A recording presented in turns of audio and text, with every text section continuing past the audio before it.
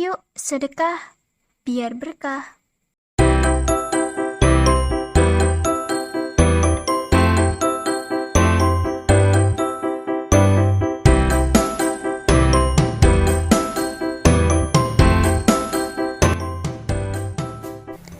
Assalamualaikum warahmatullahi wabarakatuh. Bagaimana kabar anak-anak hari ini? Semoga selalu dalam lindungan Allah Subhanahu wa Ta'ala. Amin. Sebelum memulai pembelajaran hari ini, kita baca basmalah terlebih dahulu.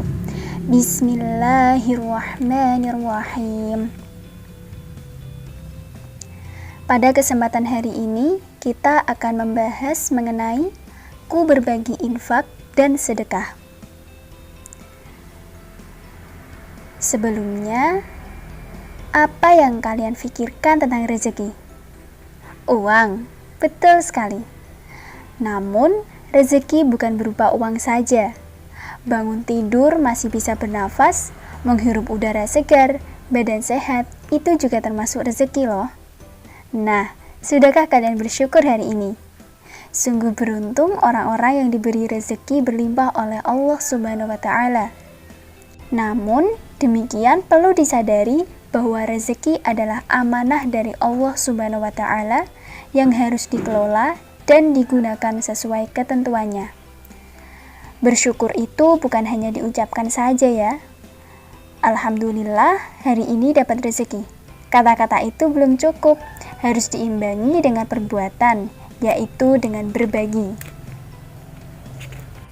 Rezeki yang kita miliki bukanlah utuh menjadi hak milik pribadi, tetapi di dalamnya ada hak-hak orang lain yang harus kita berikan kepadanya. Yuk kita simak penjelasan mengenai infak dan sedekah. Infak berasal dari kata anfaqo yunfiqu, yang artinya membelanjakan atau membiayai yang berhubungan dengan perintah-perintah Allah. Menurut istilah, infak adalah mengeluarkan atau memberikan sebagian dari harta atau pendapatan untuk suatu kepentingan yang diperintahkan dalam ajaran Islam. Lalu, apa sih perbedaan antara infak dengan zakat? Infak tidak mengenal istilah nisab dan jumlah yang ditentukan secara hukum, tetapi sesuai dengan kemampuan masing-masing. Dan penerimanya pun tidak ditentukan sebagaimana zakat. Infak dapat diberikan kepada mustahik zakat dan selain mustahik zakat, seperti keluarga dan kerabat, bahkan untuk membiayai kebutuhan diri sendiri. Lebih luas lagi pengertian sedekah, meliputi harta dan jasa, bahkan senyum pun sebagai sedekah. Membuang ranting atau duri dari jalan pun sedekah. Quran Surah Al-Fajr ayat 15-18. Bismillahirrahmanirrahim. Fa'ammal insanu idza mabtalahu rabbuhu fa'akramahu wa na'amahu fayaqulu rabbi akraman. Wa amma idza mabtalahu faqadara 'alaihi rizqahu fayaqulu rabbi ahanan. Kalla bal la tukrimunal yatim wala tahadduna ala tu'amil miskin, yang artinya, maka adapun manusia apabila Tuhan mengujinya lalu memuliakannya dan memberi kesenangan, maka dia berkata, Tuhanku telah memuliakanku. Namun apabila Tuhan mengujinya lalu membatasi rezekinya, maka dia berkata, Tuhanku telah menghinaku. Kali-kali tidak.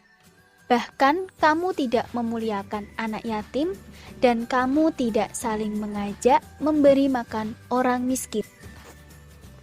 Dalam Quran Surah Al-Fajr ayat 15 sampai dengan 16 dijelaskan bahwa kecenderungan manusia merasa mulia dengan rezeki yang diberikan Allah Subhanahu wa taala, padahal tidaklah demikian. Sesungguhnya harta itu hanyalah ujian dan cobaan bagi mereka.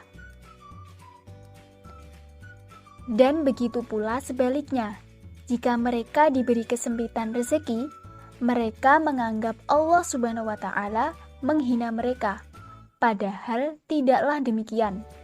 Sesungguhnya Allah memberi rezeki kepada siapapun yang disukainya dan tidak disukainya. Begitu pula Allah Subhanahu wa taala menyempitkan rezeki kepada siapapun yang disukainya dan tidak disukainya. Jadi pada intinya, dalam menghadapi dua kondisi seperti itu, hendaklah manusia hanya bergantung kepada Allah. Jika diberi keluasan rezeki, hendaklah ia bersyukur, dan jika dalam kesempitan rezeki, hendaklah ia bersabar tanpa menyalahkan siapapun.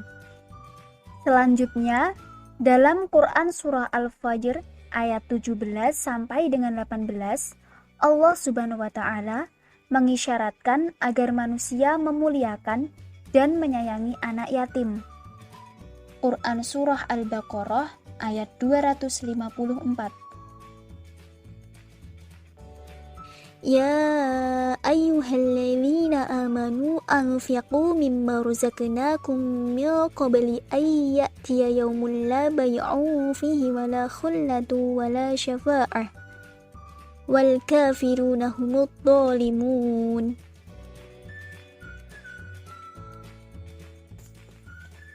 Yang artinya, wahai orang-orang yang beriman, infakkanlah sebagian dari rezeki yang telah kami berikan kepadamu sebelum datang hari ketika tidak ada lagi jual beli, tidak ada lagi persahabatan, dan tidak ada lagi syafaat. Orang-orang kafir itulah orang yang zalim.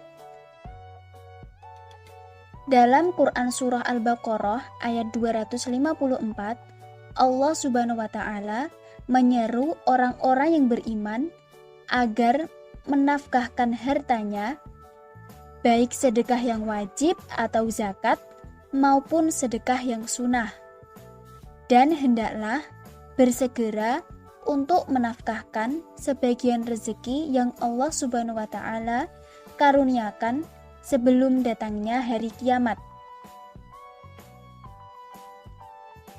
Karena setelah kiamat tiba, maka seseorang tidak dapat menebus dirinya dengan harta apapun. Pada saat itu, tidak ada pertolongan dari sahabat dan kerabat. Bahkan keturunan pun tak ada yang peduli lagi. Quran Surah Al-Baqarah ayat 261. Mathalul ladzina yunfiquna amwalahum fi sabilillahi kamathali habbatin ambatat sab'a sanabila fi kulli sumbulatin mi'atu habbah wallahu yudha'ifu liman yasha' wallahu wasi'un 'alim.